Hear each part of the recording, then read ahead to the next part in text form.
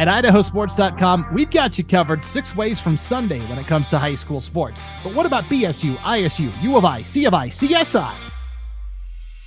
I think the big headlines, because a lot of people talk about Boise State, but it's the quarterback battle. And what's your take, Lucas, on that quarterback battle? I think it's, what do you want? Do you want the floor or the ceiling? Have no fear, the Fighting Taters are here. The thing I love about the Cody Hawkins hire is that he's an Idaho guy. He's a Bishop Kelly graduate. Dad coached at Boise State. So I think this is one of the first hires ISU has had in a long time, where he can go into these recruiting situations and say, I am Idaho, I get Idaho, come play for Idaho State. Each week, Ryan Luke and Lucas Gebhardt will break down the biggest stories at the next level and beyond. With Coach Eck getting that extension, it's a huge get. That's a huge get for University of Idaho. I mean, we've seen what he can do. It's the Fighting Taters Show on IdahoSports.com.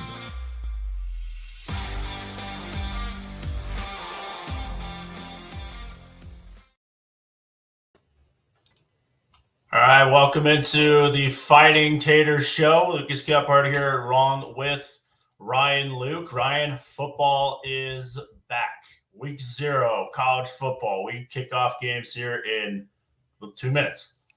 2 minutes, yeah, T-minus 2 minutes and counting. Yeah. Isn't it crazy? We're here. Yeah, this is where we are again. And, it's funny because the temperature dropped today here in the Treasure Valley just for football. I think they just, they want to tease us a little bit. Yeah, it's literally perfect timing. Yeah. So, here we go. Football season is here. High school football started yesterday. College football today. The College of Idaho kicks off their season tonight at 7 o'clock in Caldwell.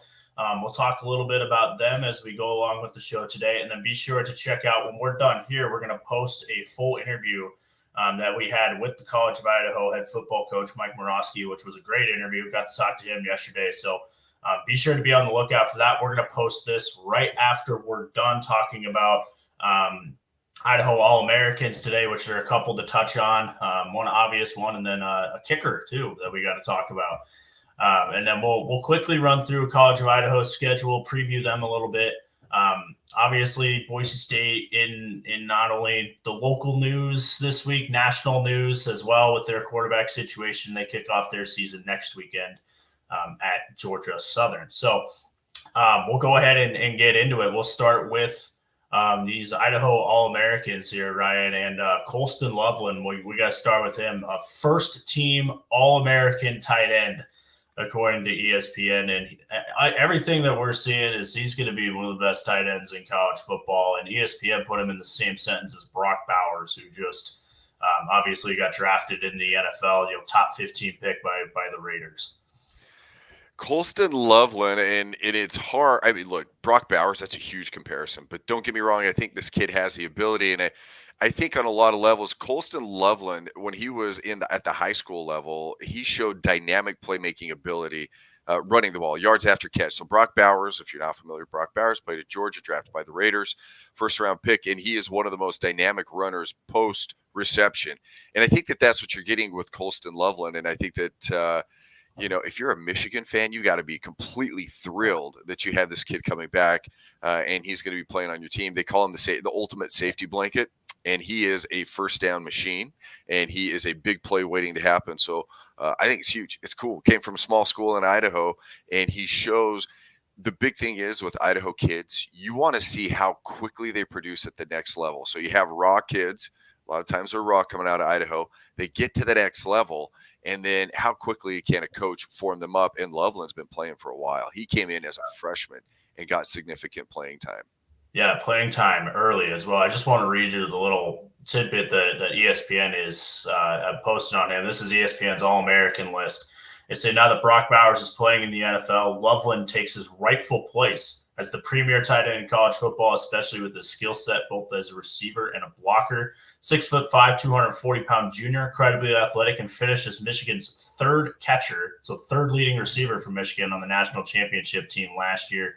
45 catches, 14.5 yards per catch, pulled in 4 touchdowns, earning Big Ten honors. So, that's high praise, and small town kid from Idaho, and that is the point of this show. We want to talk about that, right? So Yeah.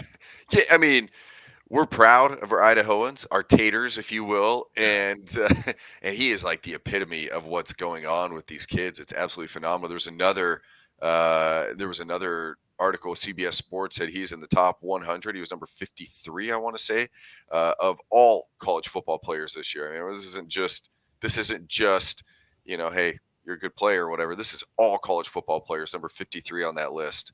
Yeah. Yeah, and we want to remind you as well that you can watch this show on the IdahoSports.com YouTube channel, Facebook page, X account. You can also listen to this show on IdahoSports.com or wherever you download or subscribe to your podcast. We have about 35 people tuning in. We're only 7 minutes into this thing. 35 people tuning in live right now. Feel free to post a comment. We can see your comments live as well. And if we think it's a good one, we'll be happy to share it and talk about it. So we are the gatekeepers, my friends. Yes, exactly. Another All-American, preseason All-American. This one from the Athletic, Jonah Dalmas, Boise State kicker. Rocky kid's got a leg. Kid's going to be one of the best kickers in college football, one of the most accurate kickers in college football over his tenure at Boise State. So he is also an All-American, one of a couple All-Americans that Boise State has this year, obviously the other being Ashton Genty, who people are throwing into early Heisman type of talks with him. So Jonah Dalmas, kicker of Boise State. There's another one. Kickers are going to be so important for them as they're trying to play in the college football playoff this year. Yeah, and first of all, we got to talk about the kickers in general. Idaho has done a phenomenal job of pumping out kickers. I mean, you look at a few of them from the last recruiting class, the 24 recruiting class. Nathan Gamet was one, and then a couple others. But they're kicking at the next level. That's pretty rare to have a state with a population of not quite 2 million to put out that many kickers. And so you can see that there is definitely a premium on kicking in the state of Idaho. So you see Jonah Dalmas going in there getting the job done. Okay, so now the importance of the kicker for Boise State, and we can roll into this a little bit. Yeah. We're probably going to do a whole show on this. Here's the thing. Kicking Mountain West, I think they run through the Mountain West. And you and I talked about doing this before, and we'll go pick wins and losses. They're going to run through that. I don't know how important he's going to be there, but when he is going to get important is when they start playing in the playoff bracket, those tight games. Now, they have an early one versus Oregon. If it comes down to a kick, you want a guy that's accurate, that's reliable. But he is going to play an important role as the season wears on at the end of the season when you start talking to the playoffs. Yeah. And Boise State has playoff aspirations. And, it's kind of interesting with following and tracking this quarterback competition throughout the year. If you've been sleeping under a rock in Idaho and you missed it, Maddox Madsen's going to be the week 1 starter next week at Georgia Southern. Instead of the 5-star quarterback they brought in, Malachi Nelson, USC transfer, has the 5-star tag to it. Everything that I've seen here, and we're not in these press conferences or anything, just want to preface that, we're picking all this up from media that's in the Boise area. Kind of an odd announcement that Boise State did. They had this Zoom meeting that was embargoed, and then in the middle of the Zoom meeting, it was reported that one of the media guys at Boise State was like, "This is a week 1 decision," which was a little interesting to me. So I just get the impression that this quarterback battle isn't over yet. It seems to me that this is named a week 1 starter. I think it's going to be really interesting to see how the Georgia Southern game goes. I think they'll be fine against Georgia Southern. But when they go to Eugene, and let's say they're down, Oregon's going to be really good this year. Let's say they're down. Really good. Yeah. I mean, and you see let's say you see Malachi Nelson in the second half. I think it stirs back up then. Yeah, and all indications show that in order to kick the season off and have some continuity with some understanding of the offense, it was Madsen. The pick was Madsen. Now, I'm eating crow because I said Malachi Nelson was going to be the starter. On our very first show, I said, no, he's going to be the starter for a couple reasons. I said, NIL, the kids want to know that they come to Boise State, they're going to get paid. I'm sure the kid's still getting paid. But I think playing time is going to be really important. You can go anywhere and receive money, but if you're not playing at some point, you have a little pride and ego.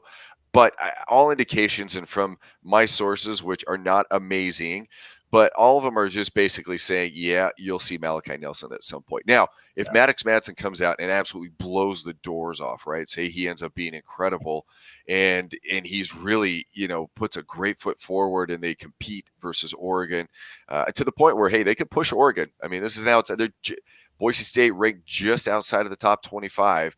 And by the way, Oregon is the only top 25 team as of right now that Boise State's going to play all year. So they have to have a good show out.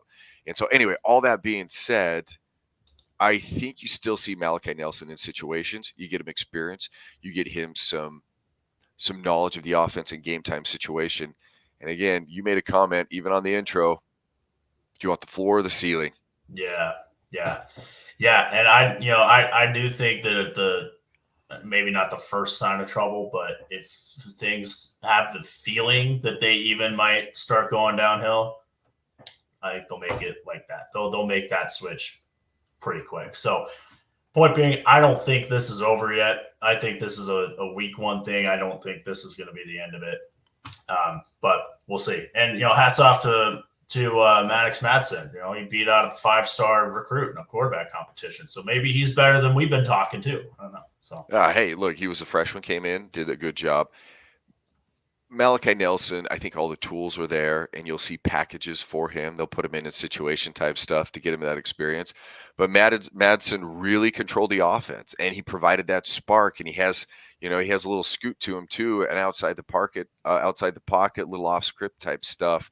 I will not say Patrick Mahomes-esque, because I think that's a little too far for everybody. But some of that off script stuff he did really well. But his presence in the pocket, and I would say in the huddle, or what won obviously the knowledge of the offense, or what won the week one starting position. Yeah, I think so too. So let's go ahead and roll into their schedule here. Obviously, this is probably the most well-known schedule statewide, but thought we'd play a fun game here, Ryan. I'm going to call it win or loss. So we're going to go down the schedule. You're going to tell me if you think they're going to win this game or lose this game, and then we'll have the record that we think that they're going to be at the end of the regular season. Obviously, Boise State is hoping that they play more games than these ones. But here we go. Ready for it? Let's go. All right. Week one at Georgia Southern, 2:00 kickoff on ESPNU. That's obviously next Saturday. I think they win that game. Win. Georgia Southern's an up and coming. They run a different type of offense, plus an incredibly fertile recruiting ground in Georgia and in the South. But that being said, I think Boise State's too much for them. Yep. All right. Next week at Eugene, at Oregon. This game's on Peacock for some reason. That's a conversation for another day. I think that's stupid. I put it on NBC. Come on. Yeah. But at Oregon next week, 8:00 kickoff under the lights in Eugene. If they run the ball well, I think they could stick in it. But I think Oregon's in the Big Ten this year. But yeah, as well.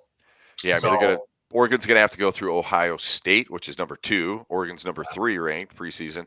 But that being said, that's way too much firepower. Obviously, too early for Boise State. Yep. All right, so we got them at 1-1 going into the home opener the following week. 7:45 kickoff at Albertson Stadium against Portland State. Big Sky School, should be a win. 2-1. Here we go. All right, now it gets a little bit interesting as you get into Mountain West-ish play with Washington State the following week. That's a September 28th game, home game. I would think that would be a later game in the day as well. That's probably their toughest home game of the year, I would say, with Washington State. Washington State lost a bunch of guys this year. I think with the home crowd, I'm going to go win, but this one's a top flip of the coin for me. No, not a flip. I actually think Boise State. Now, that one could be an interesting one, too, because I could see the debut of Malachi Nelson in that one, just depending on some stuff. And I'm not saying playing the whole game. I'm saying getting more reps at that point because he's more comfortable. He will get a ton of time with Portland State, and so that's going to give him that momentum rolling into Washington State. I do have Washington State as a decent team. Problem is they lost way too much to be significant. And in this day and age, There was just an article, and they were talking about, in fact, I think it was Nick Saban said that he thinks that college football is going to be its own entity at some point. And unfortunately, I think Washington State's kind of on the outside looking in of that entity. I'm Boise State. Yep. All right. Following week, Utah State at home, first weekend of October. Time to be announced, but that's another game at Albertson Stadium. It's homecoming. It's parents' weekend. I think they win that game as well. But Utah State, it's always tough. Utah State's tough, but you got to remember they booted their Anderson, their coach, right? He's now filing. He wants to sue the university, so I think that there's a little upheaval there. The program lost some people too, and unfortunately, Utah State is one where you get a big enough stage that you can perform, that you get recognized, and you go play at a bigger school and make more money. Boise State was that for a little bit, but I think that they're starting to receive some of those players now. But I need just too much firepower for Boise State, so I still have them winning that game. Yep, I agree.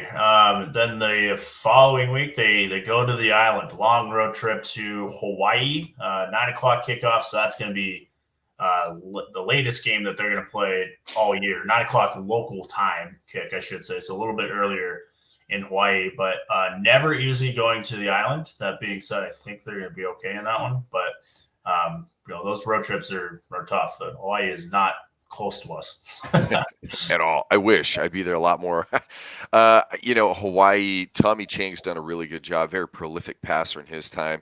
Hawaii's dealt just a tough hand. I mean, they play really well at home. They play really well at home, and then when they travel, it's a little bit harder for them to perform. So I think you're going to see they're going to give Boise State their best. I think Boise State's probably their Super Bowl. I think Boise State has a target on their back, but Boise State, I think, will prevail in that one. They just have to keep their heads and play their game, and too much talent on the BSU roster. Yep. Yeah, I agree. And then the following, they got a bye week after that, and then they go to UNLV. This is an 8:30 kickoff on a Friday night at Allegiant Stadium in Las Vegas. Remember, UNLV played for the Mountain West Championship last year against Boise State. Obviously didn't win, but so UNLV, their next opponent. This is where it gets interesting for me. I'd be interested to hear your take here as well. But I think there's one conference game in here that they don't win. I think they're going to go 10-2. I think it's this one. I'm going to go loss at UNLV. It's a Friday night. It's on the road. I know they're coming off the bye, but UNLV's probably got the target on their back with, losing in the Mountain West Championship the year before. I think there's one of three games that it could be, and I think this could be one of them. But for the sake of this segment, I'm going to go loss here. Boy, you make a compelling argument. I can agree with you on that. I'm a little bit more optimistic, I guess, when it comes to this. I actually think Boise State rolls. I think they roll through the Mountain West. I just don't see the Mountain West as very incredibly competitive this year, but I think that they win. I think they win that game. But you make a compelling argument. There's always that trap game. Look, UNLV's picked number 2, so yes, I'm going to put a schmaybe on this one. How's that? Schmaybe. Okay. Sounds good. Week after, they're back at home, first weekend in November. San Diego State, 6:00 kickoff, so that's going to be under the lights by the time they get to November. I just think Boise State under the lights, they're unbeatable. Win. Yeah, San Diego State's down to a little bit this year. They lost some people. I have this as a win as well. Yep. Yeah, San Diego, I don't think is going to be nearly as good as they normally are. Next week at home against Nevada, kind of the same story here with Nevada. Not nearly as good as they are normally. And it's at home, so I'm going to go win here as well. Yeah, win. Yep. I don't even need to discuss that much. Nevada seems like they're in this constant rebuild mode. Okay, hey, we're getting some. Speaking of which, they have a commitment from a couple of, at least one Idaho kid to build that program. But this isn't a Nevada show. If we were a Nevada show, I would say Nevada peaks every 7 years, and this isn't one of those years. This isn't one of them. Yeah. Next week at San Jose State, that's another one that one of the three that I was kind of talking about. I think they're going to win this one, but at San Jose State, 5:00 kickoff in California the following week. Okay, so this one is a little tricky as well. San Jose State, ironically, they have an incredibly healthy recruiting pipeline, if you will. They're picked pretty low in the Mountain West. Here, I can tell you real quick. Preseason, they're picked number 10 out of 12 teams, and so there's not a lot there. I just don't think Boise State stumbles that much on San Jose State. But honestly, say something happens and San Jose State runs early on. But again, I'm going to go with I think Boise State runs the Mountain West. Yep. All right, next week. What about this one? Laramie in November. Yeah. 5:00 kickoff. Not going to be warm. They're going to have to run the ball well in that game. They might, which is why I'm still picking them to win that game, and the UNLV loss. But this was a flip of the coin for me. I was like, I think they lose one Mountain West game. I think it's this one or UNLV. I totally agree with you on that. In fact, this was the one that I had a bigger chance of them losing than the UNLV game. I think UNLV is too early. They're too pumped. People are still healthy, but by the time you get to Laramie, and I don't know if you've been to Laramie. I've been to some games. In November, man, like I had snowballs thrown at me, and I'm not going to tell you what team I was cheering for. It was very much a hate thing. It is a hostile environment, and they love their Cowboys up there. So that one I circle as being probably one of the closest games that you're going to see. Yeah. And so for a couple of reasons. Wyoming is being battle tested early on. They play BYU, they play Texas Tech. They have some big games early on that I think are going to prep them to play very well through the rest of the season. Early season, preseason, Wyoming's picked number 6. I think you see them in the top 4 at the end of the season, although Air Force could push for that. But this is the one that I circle where you kind of got to be ready. Boise State, be ready. I'm going to pick you to win, but you got to be ready. Yep, totally agree. They got to be ready for that one. And then final game of the regular season at home, day after Thanksgiving.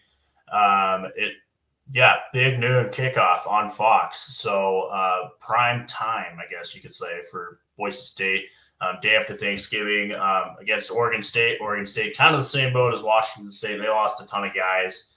Not going to be the Oregon State that we think of normally when you hear, they're playing Oregon State, Washington State. Not going to be the same win here, and I think there's playoff implications on the line when they play this game. Yeah, agreed. Yep. Yeah, they got to win. They got to take care of business. I think there's going to be too much on the line, and Boise State will be focused. I think Coach Stanison is going to have everybody ready to go. You do worry about injuries the latter half of the season, but Boise State, and we're going to do a whole show on them, but has done a good job in terms of building depth, and I think that you'll see that by the time they get to the Oregon State game, and I think they win that one actually quite handily. Yeah. Yep. All right. Transitioning now over to the College of Idaho. College of Idaho was picked to finish 4th, not in their conference, in the nation. I mean, these guys are, on paper at least, legit national championship contenders at the NAIA level entering the season. They return their quarterback, an Andy Peters, Timberline guy. They get they have some new pieces on the offensive line, but they get one of their experienced guys back. Maybe a couple questions back in the back end and the secondary for College of Idaho, but make no mistake, I think this is going to be a really, really good team. And I think both of us sensed that when we were talking to Coach yesterday. Well, and to me, it was the hunger. Coach Morosky had the hunger. Hey, that was great. We finished in the top 4. That we talked about being one play away for playing for the national championship. And if they would have won that game, the team that they would have beat ended up winning. Kaiser won the NAIA national championship. So, they're one play away from being national champions, quite frankly, College of Idaho. So you mentioned Andy Peters, and I did their games last year. And this kid, Timberline kid, Boise State for a hot minute, made his way over to College of Idaho.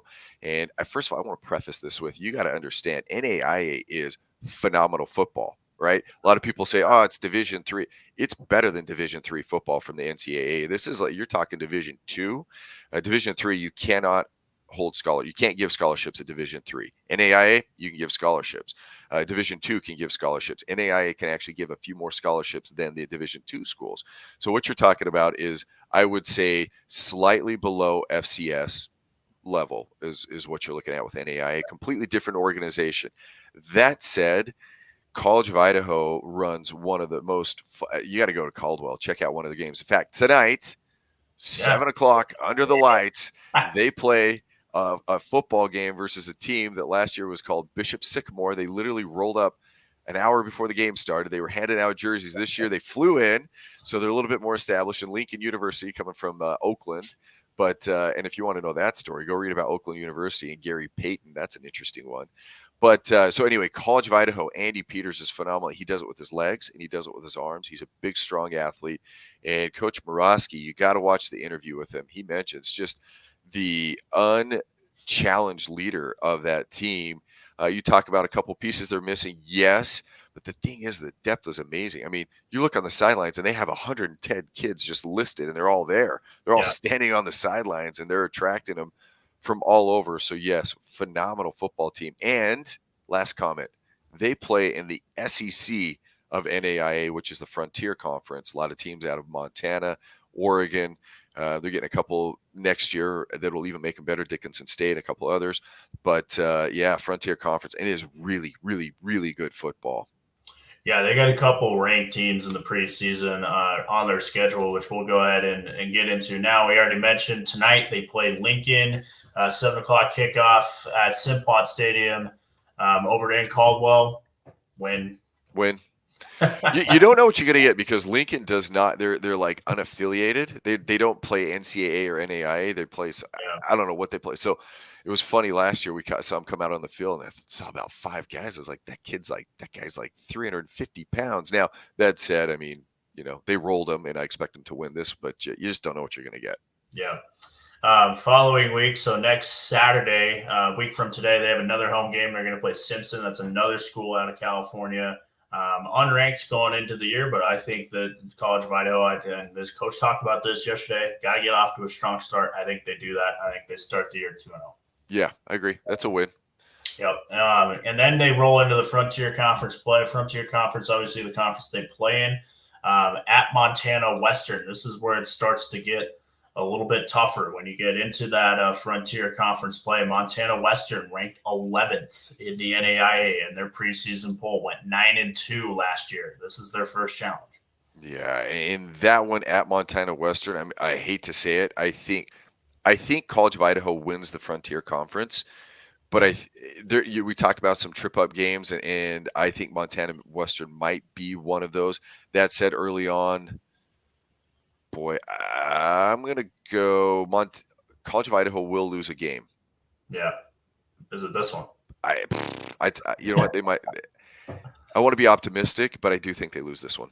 Yeah, I think I'm with you. I think there's 2 games on the schedule that worry me. This is one of them. Next week at Southern Oregon, bit of a bounce back game. I think there it's 2 o'clock starts, non-conference game. And if they come off and they lose the week before, I think this team can bounce back real quick, and I think they would do that here. Yeah, Southern Oregon. It's interesting. They play them twice, and one of them is counted in the conference standings, and one of them is not.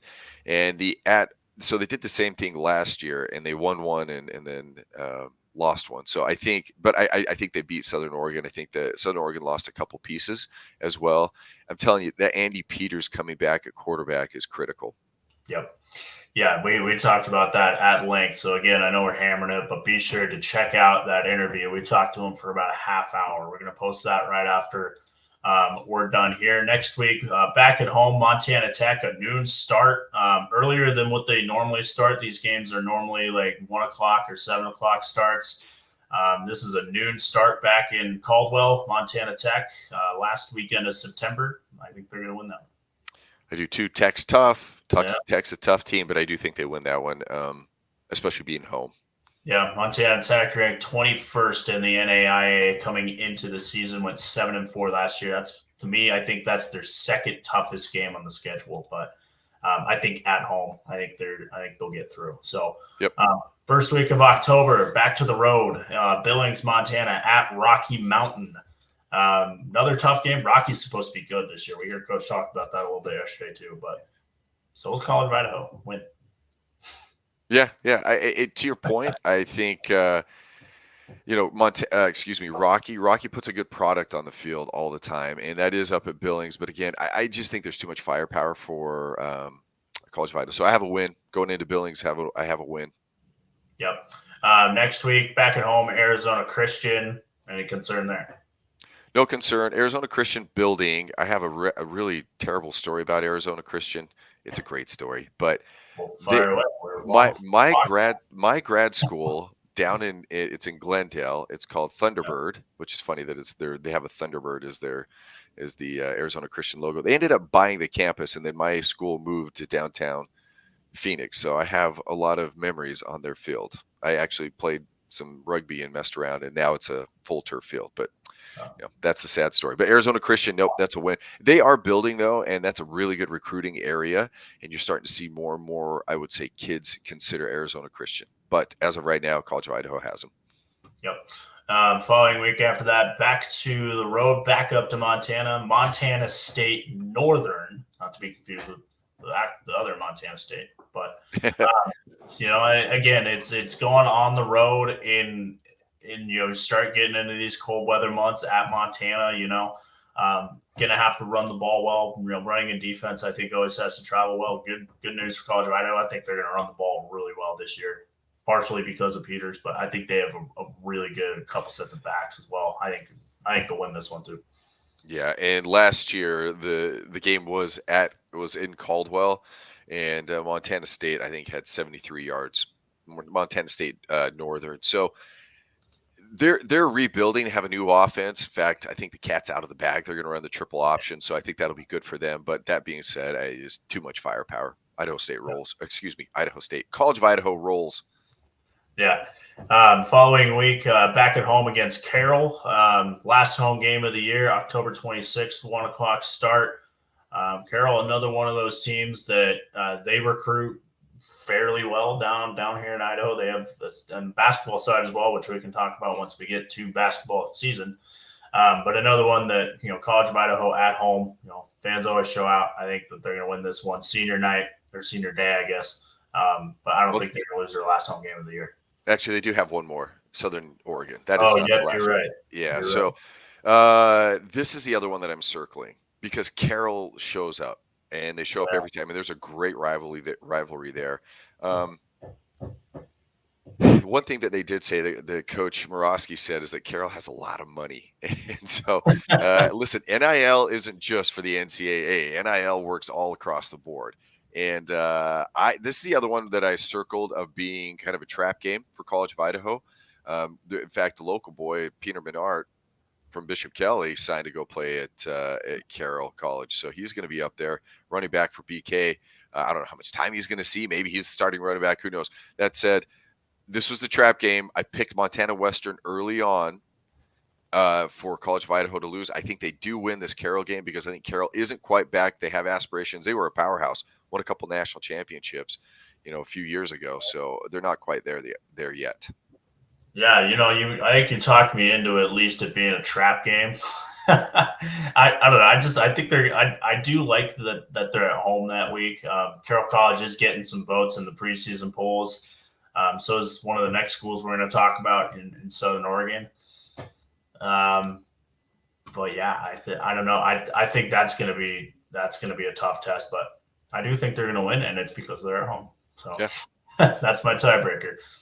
I love it when teams play at home. So the next week at Eastern Oregon, game over in LeGrand. So, not too far away from Caldwell, but it is a road game, 6:00 start. In Eastern Oregon, I don't have too many concerns with that one. But the next week we could talk about that one a little more concern there. Well, so Eastern Oregon, they lost last year. They College of Idaho laid an egg, and then their postseason aspirations were kind of on the line. Yeah. But again, they're still building Eastern Oregon, and so again, not too many concerns as you put it. So I think that there is a win over there, not too far to get there. College of Idaho, I think, comes out with a win. Yep. Then last week of the regular season, this is the one that you're right, it is a home game. So there you go. But last home game of the year, this is the last home game, November 16th, 1:00 start against Southern Oregon. Southern Oregon is just outside the NAIA top 24 or 25. They are the first team that's just out. So they got 26 votes in their preseason poll. So just outside of their rankings, this is going to be a pretty good team. And I think it could be a challenge for College of Idaho. I'm going to say that Southern Oregon is going to win this game. All right. So do you have them for 2 losses? 2. Yep. Okay. the reality is it's really hard to beat a team 2 times in 1 year.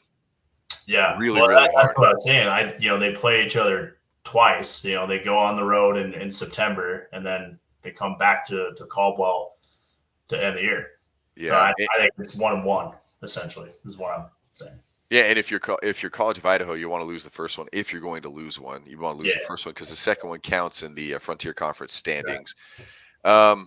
So last year, really explosive team. Southern Oregon was fun to watch and really explosive, and they put some points up. To me, the difference this year, I think College of Idaho is going to score points, but defensively at the end of the season, are they making enough adjustments, and are the coaches putting the players in the right positions to win the ball games?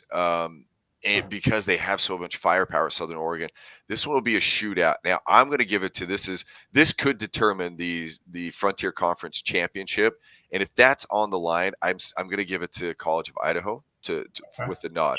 Yeah. They will lose one game in the conference, but here's the crazy thing: every other team is going to lose a game too, because this is such a gauntlet that everybody has to go through. I mean, this Frontier Conference between Montana Western, Tech, Rocky, Carroll, Southern Oregon, Eastern Oregon's rebuilding, new offense in Montana State Northern, and obviously College of Idaho. There's a lot to go through. So nobody's coming out unscathed. Everybody's going to lose at least one game. Whichever one it is, they're kind of up to you. But I still have them for a win on this one. I think they're the conference champions, and then they get the first round bye heading into the playoffs. Yeah, they were picked to win the conference. I do agree. I do think they do win that conference. I just think they go 1-1 against Southern Oregon. So I have them for 2 losses. How many do you have them for? One loss. They have them for 1 loss. But they could sneak 2 in. They lost 2 games last year. Yeah. So, and then after that, they roll into the NAIA championships, into the playoffs. We asked Coach yesterday, I was like, can this team win a national championship? I'll pose the same question to you to close here. Can they win a national championship? If they get the defense right, yes, they can. I'd say offensively, they have the firepower. So Andy Peters does a lot, and he's a very dynamic weapon, and he has a big, strong arm, big, strong kid, at least 6'2", and he's been in the weight room, and he looks really good. But he does it with his legs too, and so he's been Coach Morosky, and you'll watch the interview. If you like College of Idaho football, watch the interview. It's incredibly insightful.